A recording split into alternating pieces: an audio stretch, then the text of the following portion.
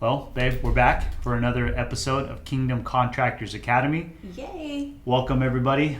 These last couple of weeks have been pretty busy, a couple of weeks for us, so we're a little behind in pushing out this next episode, but we have something that we're really excited about today because just yesterday we had the privilege of speaking at a technical trade school. Yeah.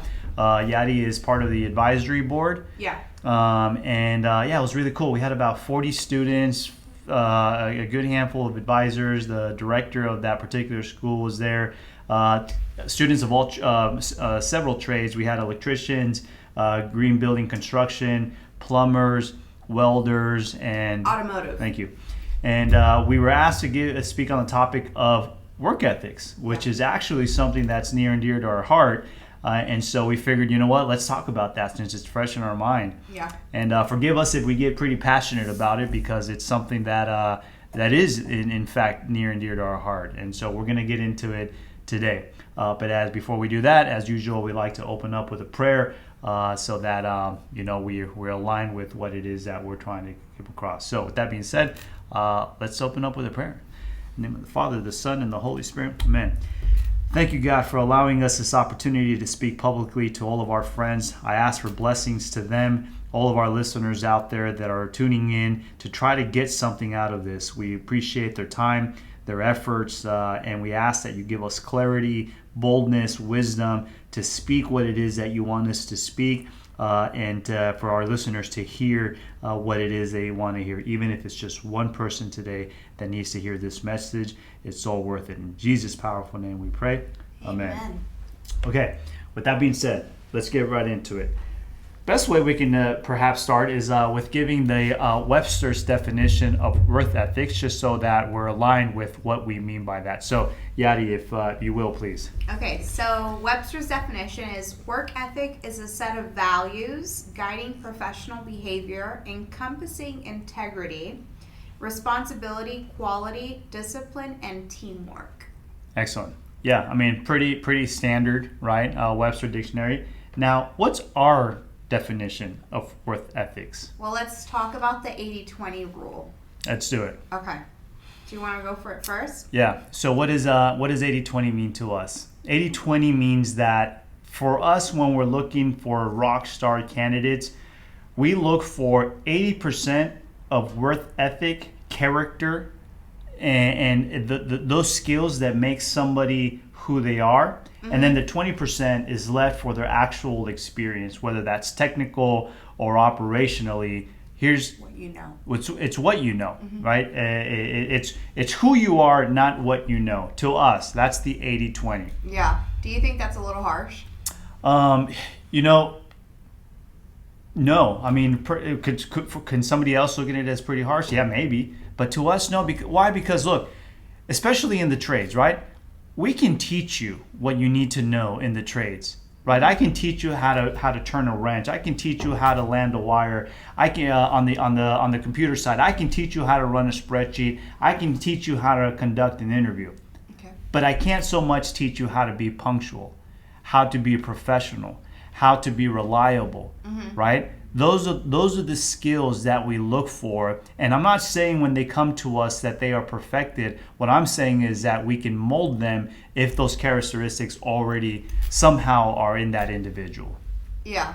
Do you think, this is just a random question, do you think any of this is actually taught or learned in your childhood? Punctuality, right? How to effectively communicate, how to present yourself well. Do you think any of these things are taught? Girl, look, when I was going to school, that for sure wasn't being taught. Okay. I was being taught arithmetic. I was being taught things and stuff that I can't even remember and that were quite frankly useless at least in my public school education. That's the sad truth. Partially was I half paying attention, probably. Yeah. But I don't know. I think those are things that are instilled perhaps more so by our parents, unfortunately, and the reality is that's probably why this country is in the state where we're at, where it's a very competitive and we're losing jobs every day, it seems like, to other countries. So yeah. Probably somewhat indicative also of the shortage of talented labor, I guess, for lack of better words, that's out there. So no, I wasn't really taught those skills in school or even in my technical training school. Yeah. More so, I thank God that I did have a competitive advantage, a privilege to say that I had two loving parents that were very disciplined and kind of didn't give us much slack on who they wanted us to be. So in that case, I learned it more from my family. And I would argue that perhaps, well, let me ask you, Yeah. do you feel that you went to college, Yeah. right? You have a bachelor's in, Bachelor's in Science of Nursing. okay. Did you learn any of those skills in college or growing up in school? I would say there is definitely some professionalism that was taught just in the brief, maybe last 2 years of college, because it was all nursing based. So your first 2 years, you get your associates essentially, and then you actually get transferred into nursing school your last 2 years. At least the program I did, it was a 2+2. They do cover professionalism, punctuality, things like that, how to essentially present yourself and carry yourself as a nurse. So I do think that was covered. Now, I think now on an employment level, once you actually get your first job, it was kind of disappointing because they don't really enforce it as much once you reach the hospital level. How many times did you drop me off at work? Not because I can't drive myself, but because I think it's fun sometimes to get dropped off. And you're like, my gosh, they're going to work like that? Yeah, literally looking like they just woke up. They just rolled out of Yeah. bed, and you're supposed to go trust this person to take care of your loving family member or child, and they look like they didn't comb their hair, they just rolled out of bed, and they got like the venti cup of like Starbucks, so you're just like, Yeah. man, it's a harsh reality, I think, but we gotta level up, guys. Yeah, so I think that's a perfect transition. So let's talk about what those work ethic values mean to us, okay? Yeah. We wrote down a few, and this is what we presented to the class. Number 1, professionalism. We're going to be talking slightly about what that really means. 2, integrity. 3, punctuality. 4, perseverance. And 5, the relentless pursuit of continuously improving and learning new skills. Yep. Okay, and I think today we're going to cover specifically, hardly, or the most specific on punctuality, reliability, and professionalism. Yep. So let's start with punctuality. We have a saying in our company, at least. And what's that saying? If you are not early, you are late. Let me give you guys a story, okay? You're going to get a kick out of this.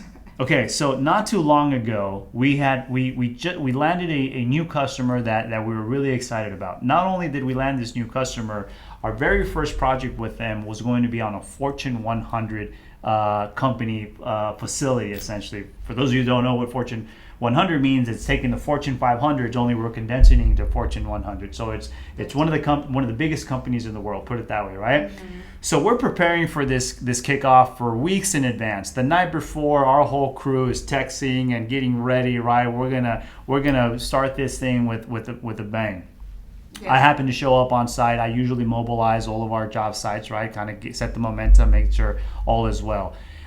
It just so happens in this particular day, our client is also showing up, executives of that company, and then along with like 4 engineers, okay? So it's a big party starting on day 1. Yeah. Again, mind you, we've never worked with this client before.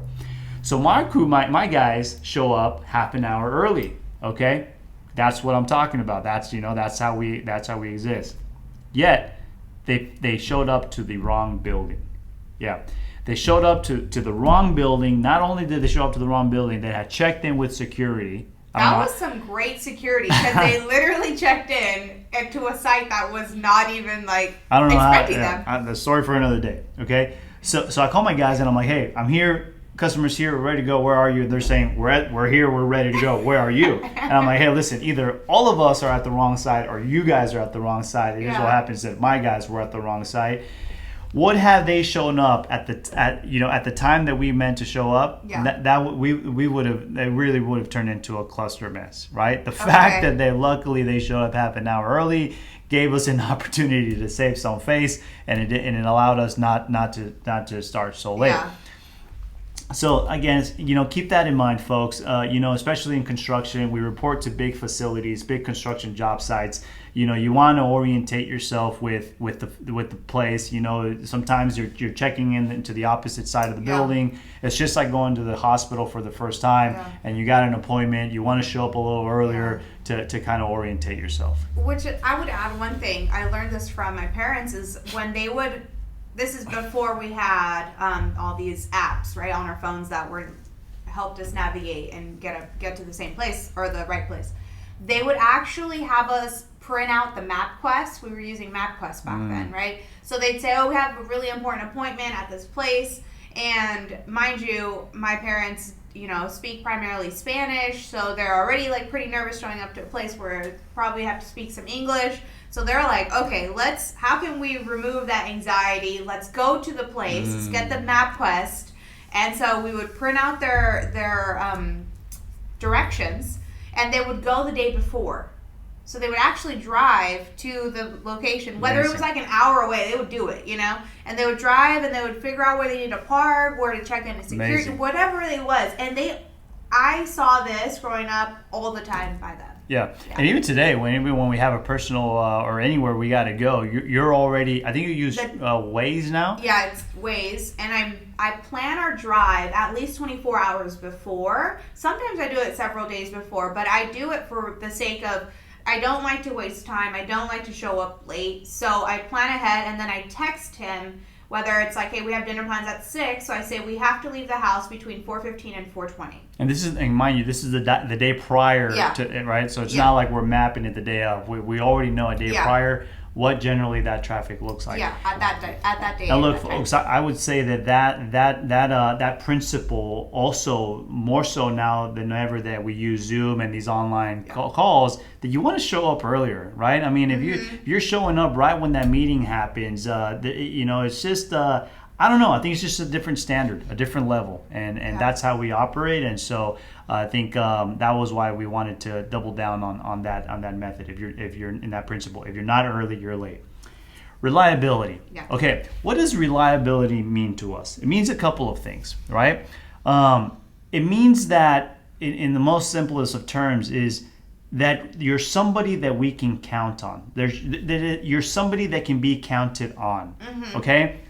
We have a story, okay? We have Daddy, why don't you kick this one off? This one near and dear to your heart. This one was an interesting one. So, was this last year? About last year, yeah. We hired a construction manager with over a decade of experience, and I remember looking at his resume. He looked amazing, presented himself well, and interviewed well. Like 3 rounds of interview, did phenomenal. Now, I think he might have forgotten to mention that he had a lot of personal things that he had going on in his life. And as we all do. Yes, as we all do. And those personal things really caused a lot of issues once he started with us. And Caesar likes to say that it was a crapshoot every day. Why? Yeah, I mean, look, again, back to our point, right? Here's somebody who's overly experienced and on paper looks great, but we were literally every day, it was like a 50% chance of whether or not this individual would show up to his shift, and if he did show up, how much was he really there? Very little. I think we were getting reports, not that the expectation is that you're going to be there digging trenches for 10 hours a day, but you're there for majority of the time. Then you can go to your hotel room, do your reports, things like that. There's things that you have to attend to, but we were getting reports like, hey, he showed up for an hour, and it's like, wow. Yeah. Wow. And now you take that into the management side of things, right? Where at this level we're submitting, change orders, we're submitting a material takeoff list, reports, estimates, you name it. And to be in a position of whether or not you're going to have that report to you on time during the deadline, and you're feeling that it's a 50-50 chance that it's going to be done, it's just indicative of the unreliability regardless of a person's qualifications. So look, I'd rather you not have a decade of experience, but do what it is you say you're going to do at the time that you're going to do it. A last tip on that: silence is killer. right? Ooh, yes. My point is this. Bad news is better than no news. Okay? Yeah. If for whatever reason that report isn't going to be due, for whatever reason you can't show up, you can't make it, express that, communicate that, right? It's better to say that, look, when I have a bid that's due and I promised the customer that it was going to be due today by 3 p.m., I could, quite frankly, if I don't send it and I don't mention anything, the reality is that I may or may not really care, And the next day comes, you send that report with an apology letter, it is what it is. Mm-hmm. Now, when does its standard stop, right? If I lower that standard a little bit, what does my project manager, my project manager's standard now drops below mine. If my standard's a 9 out of 10, his is probably going to be 8 out of 10. Mm-hmm. What about the CM? Now his is probably 7 out of 10. Yeah. Now you follow that all the way down to the lowest chain of command, but by the time you get to the installer level, Yeah. your standard is 5 out of 10. Yeah. Right? And so that has to start with us, with the leaders. Yeah, absolutely. So, okay, so that's reliability. What's next? The last one. Okay, so we're going to talk about professionalism, and I think this might be the longest one, but it might be the most important, and I know you stress this so much, but what is the one quote you always say on Instagram, on LinkedIn, on every social media? Look, construction has a bad rap for being a dirty job, okay? So that's why it's so near and dear to my heart. Dress like the position that you want in life, not like the position that you have. Just because we're in construction does not give us an excuse to look like crap. Yeah. Okay? Yeah. Look sharp regardless of what it is that you're doing. I tell you all the time, look, if I'm the best dressed person in that room, I've done my job well. Yeah. Right? And the same goes for all positions. So yeah, that's my saying. Yeah, I love that. Okay, so one of the things that you did mention, and I know you remind the guys this all the time, is the way that you show up to work, but also how your vehicle looks. Is the truck rolling up? Is it clean? Is it clean outside, inside? Is there, is it nicely decaled? Is it wrecked? Like sometimes you'll see other companies like roll up to the same site. There's cracked screens. Their bumper's all messed up. There's all sorts of stuff happening. The guy's like, my phone's dying. He looks like a mess. And I'm like, all right, there's something going on here. I don't know if I trust this guy to work on this site. Bingo. Yeah. And that's the point, right? There's also a saying that look, think about a customer, right? They show up to your job site, right? Yeah. And they're not gonna always look under the hood, right? Gotcha. I mean, they're looking at a macro level. And on a macro level, if you look just like you explained that, your truck is beat up, it's dirty inside and out, your foreman, your super, your techs look like Home Depot, day laborers, that's probably going to be indicative of the actual result, the end result that you're delivering to that customer, right? Yeah. Now now you go and you market yourself as being elite, being the top of the top, and you're going asking for that price, yet your guys certainly don't look like that level of scale. So I tell my guys all the time, look, you like to get paid well, right? Well, yeah. I like to charge well. Now, when a customer comes, he's vetting how much we're charging based on what his first impression is. Mm-hmm. So if you look like you just rolled out of bed, your truck looks like a tornado just hit it, and your job site is dirty as heck, what do you think the customer is going to say next time I want to charge him as an elite service provider? He's going to say no. First impression is everything, yeah. Regardless of what industry or what trade you're in. Dress the part, look sharp, and go buy yourself a suit if need be. Okay. The third one on professionalism is communication. Okay, this one probably is one of the most difficult ones I see for a lot of tradespeople to basically I don't want to say perfect, but just develop rather. So what do we mean by communication? Yeah, I would say really important things to stress on is no slang and no derogatory terms. Not everybody is your friend, so if you're going to work, I'm not saying don't be friends with your coworkers, but also just be mindful of the way you communicate because everybody is listening, and ultimately you want to present yourself well because of multiple reasons, but one of the reasons that I stress this yesterday's conversation is let's say you're already very friendly with all of your coworkers, and then all of a sudden you fast forward a few years later, they know so much about you, and then you get promoted to a leadership position. Boy, oh boy, is this so difficult to actually, essentially you're going to end up trying to lead people that you've had really, how can we say? Potential. Yeah. Yeah, I have a story. Okay, Right. I have a good story. So the other day I show up, and you know, quite frankly, this happens to me more often What? than the reality. So I show up to a job site, and it's the customer's kind of representative. So it's the customer's technician, put it that way, right? So I show up, they're showing me the site, and you know, it's not uncommon for these installers to always be asking, you know, what's it like to work at this other company, right? And so it's a normal conversation, expected, right? Everybody wants to know what it's like on the other end. I don't come across all the time, especially when I'm in the field, as I'm the owner of the company. Nobody really needs to know that. If I'm there to do my job, I love mean, that. yeah, I mean, you're not gonna know. You're gonna see me dressed sharp. That's for dang sure. Undercover boss. There's a It's show about it. 100%. Look, I'd rather if I show up to the site and leave and nobody knows that I was the owner of the company, then I did my job. Okay. More often than not, sometimes I show up to these job sites and these individuals start communicating with me, right? They're showing me the site, they're doing the job, but they're also asking me what it's like to work at my company, and then they start talking to me about what it's like to work at their company. Yes. And the conversation, before you know it, as if we're homies from the barrio, right? And look, I'm not there to correct anybody. I'm doing my business, and I'm going to be friendly and personable. But the things that they tell me, Yadi, and the way that they communicate, oh my gosh, right? If I was the owner or that manager of that technician, I'd be like, dude, you know, what are you doing? You know?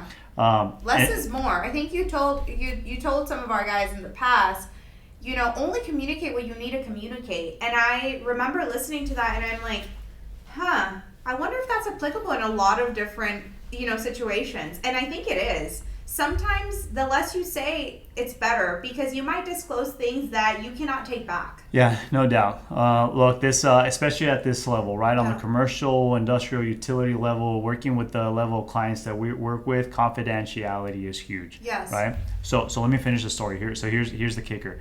So after you know, I'll spend an hour or so with that individual, right? He's telling me everything and anything, all his deepest dark secrets, and at the end, right, just at the right moment, I disclose that I'm the owner of the company.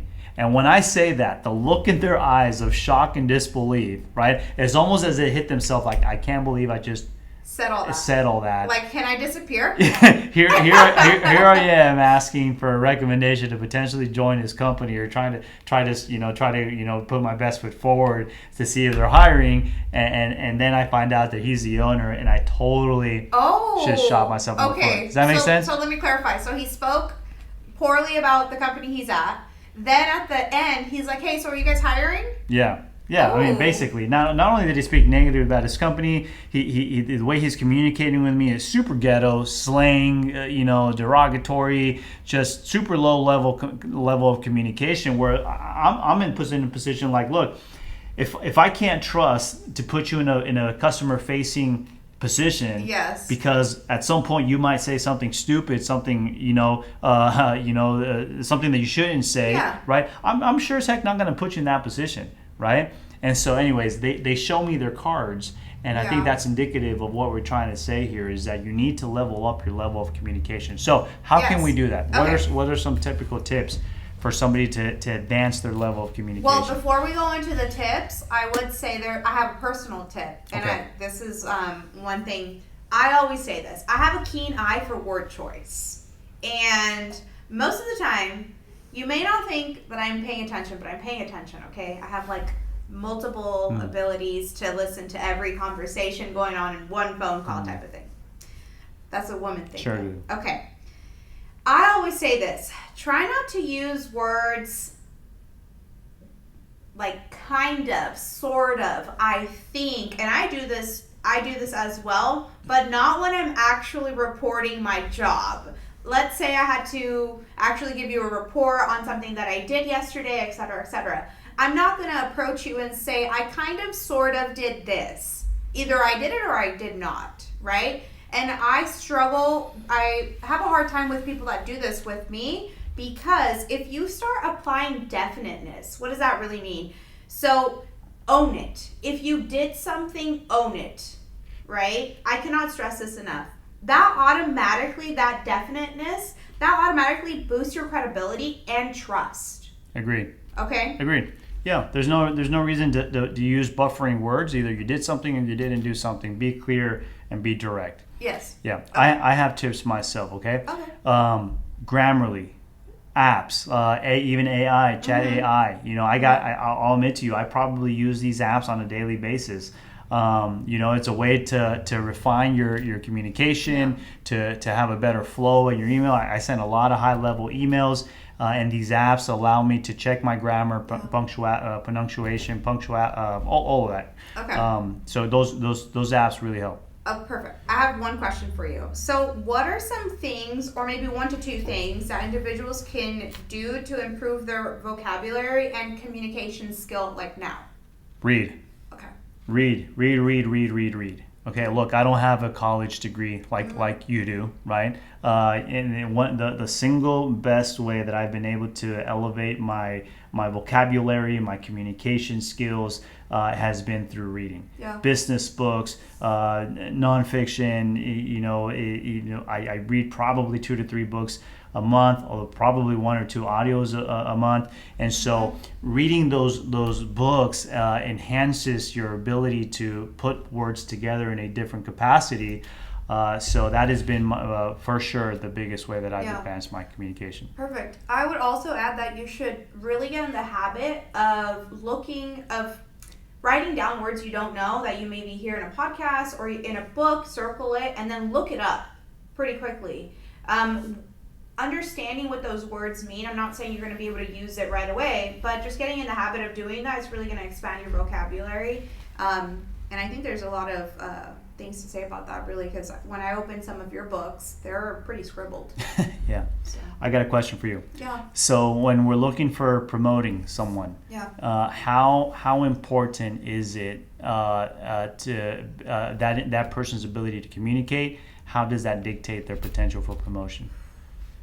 It weighs very heavily. This is something that we've had in the past. We've gone through it. We probably go through this multiple times a year when we're looking at promoting individuals, specifically into leadership positions. It's very important. We've been in situations where we're looking at an individual, let's say their experience is rock solid, they're great, they're probably great at leading themselves. Now, do we feel comfortable with them communicating with the customer, with leading a team, all of those things? Is their communication there? How they send emails? We'll even look up how they've emailed us in the past as well, how they communicate on any communication platforms that we do use. And really what it is, is there a lot of emojis, a lot of random stuff? Is there full sentences? Do they know how to use punctuation? We've been in many situations when we have not promoted people because of that. But I would say this, and I love this, we do let them know. We do let them know, hey, not saying that we directly say, hey, I did not promote you because of X, Y, Z reasons. No, we say, hey, these are 2-3 things that you can be doing today, starting today, to improve these things. I hope you take it seriously. We're touching them every 90 days. 90-day pulse checks every 6 months. We're doing an actual biannual review. So there's multiple ways that as an organization you can lead your team, but having some sense of being open and honest with them, I think, goes a long way. And there are some people that have improved and got promoted after applying those tips that we gave them. Yeah, and I'll close out with this also as a closing tip. Don't think just because you got an education that makes you a great communicator. We are certainly not saying that your level of education dictates your ability to communicate. Okay, we have seen installers at level 1 being able to communicate better than people with degrees at our company. I agree. Right? Yeah. And so maybe there's somebody out there that is already in a management position, a white collar position, that needs to really consider whether or not you're an effective communicator. Because look, sometimes, like Yadi said earlier, over communication can be just as confusing as a lack of communication. So that should give managers and even different levels of spectrum in your career some level of comfort that the college degree does not dictate essentially your ability to communicate, whether that's electronically, email, or in person orally, right? Those are skills that in today's age, when you're communicating with engineers, customers, laborers, stakeholders, investors at our level, attorneys, CPAs, master's degree one day, level 1 no education the next day, you need to be well faceted in being able to communicate effectively your intent across the board. Absolutely. Yeah. So, guys, I think that's it for today. I hope that was impactful. We had a great time at this technical trade school. I hope we get to do that again. Yeah. We had a lot of loving support from these students, and we can't wait to see them out there. And I think if more people were out there showing these soft skills, I guess is what you can call them, it would merge perfectly with the technical skills that a lot of organizations are already doing. And listen, if you need, if you have some kind of an organization, Yadi and I are always volunteering our time. This is near and dear to our heart. We'd love to come in and perhaps present to your local chapter or organization, whatever that is. I love that. Cool. And we'll be on time. With that being said, everybody, thanks for hanging. God bless, and we'll see you on the next one. Thank you, guys. Take care. Bye-bye. Bye-bye.